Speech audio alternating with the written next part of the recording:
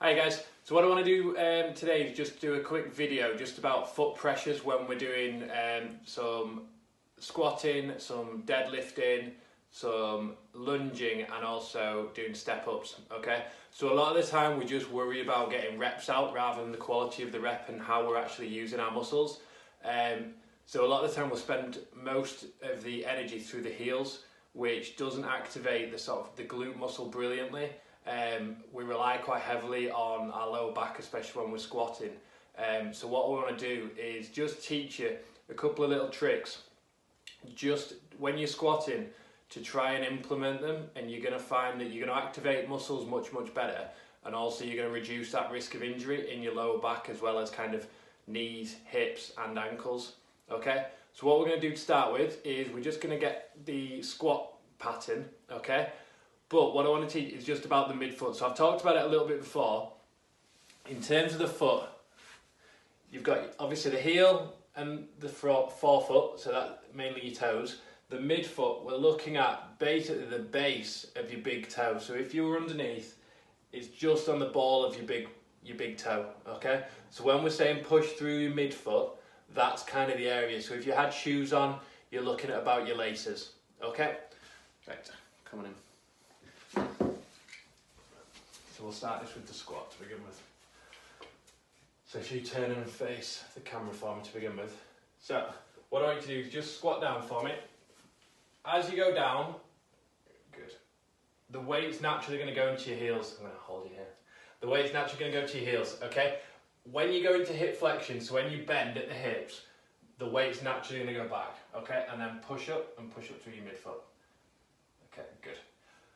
When you push up through the midfoot, your knees are not going to snap back, okay? And you're actually going to activate all those muscles in the back of your leg much better, okay? So if you just turn for me. Yeah, go that way. Okay, and then again, just squat down for me. So you'll see the weight is naturally coming back. The toes can lift slightly, okay? And then push through that midfoot. Good, perfect, okay? And you see the knees didn't snap back into extension, okay? That's what we want to avoid.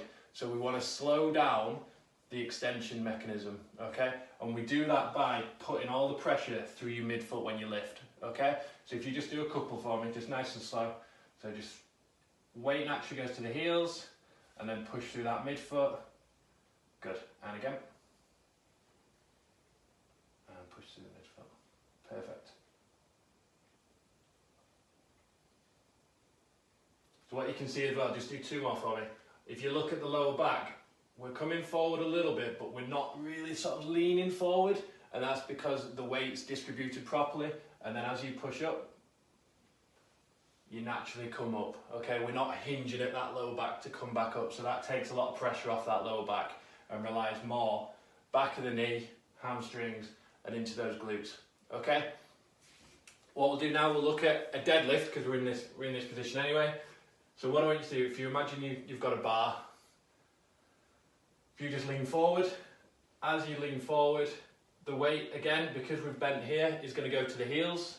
So if you just take your hands all the way down, and then from there, you're going to put the weight through your midfoot, so you're almost going to rock forward a little bit, and then you stand up. Good. Again, if you see, we didn't get that snapping of the knees because we're activating all the muscles nicely. And because we're doing that again, we're not going to get that pressure. So many times I hear people saying, I get pain with deadlifting or squatting. Majority of the time it's because our weight's not being distributed properly. Okay? So if that's you, just try lowering the weight a little bit because it is a new technique, and just attempt lifting using your weight pressures through your midfoot, and I guarantee you'll feel a little bit better with your lower back. Okay? Right, we'll do your lunge now. Okay, so in terms of the lunge, exactly the same mechanism, going through that midfoot. Okay, so if you just take one step forward, perfect, okay. Watch the knee coming forward too far, all right, so we want the knee just over almost your midfoot, okay? So from here, just lower your body weight straight down. Good, and then straight through that midfoot again, perfect, good. And again, you can see that that knee doesn't snap into extension, so we're controlling all the movement. It doesn't snap into extension. And again, go down, and really push through here. Perfect, good. Just do 2 more.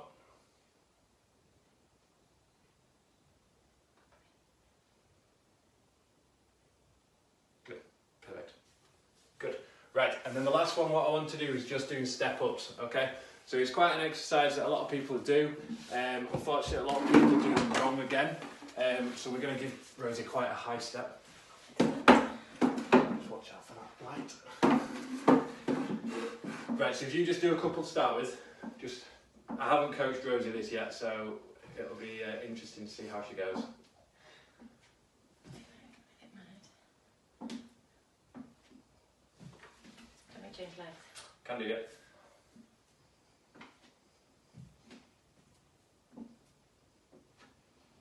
Good. Okay, so Rosie's doing it really well. She's thinking about the midfoot. So as you stand up, so either one. So you get to here, okay, we've obviously got the knee in flexion, hips in flexion, so the weight's going to be a little bit more onto the heel.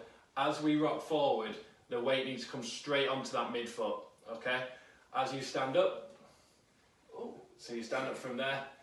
Because we put a bit more pressure on it, that knee snapped back because we did it slowly. So if you just do it quickly again, watch this knee. So because we're putting the weight through it, we're not getting that snap back, okay, which again is what we're trying to avoid.